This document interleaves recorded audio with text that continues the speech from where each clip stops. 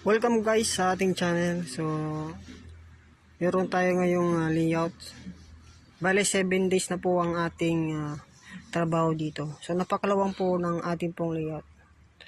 Ang layout nito guys is 10 meters by 15 meters. So, ganyan po siya kalawang. So, bungalow ito. Pero makikita po natin, matibay po yung kanyang kulong.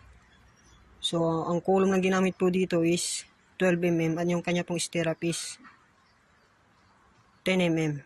So, pwede po siyang gawing 2-story kung gugustuhin po natin. So, yun nga guys, ang nagawa po natin ay napatayo na po natin lahat ng ating kulong. So, meron pa po siyang parila dyan.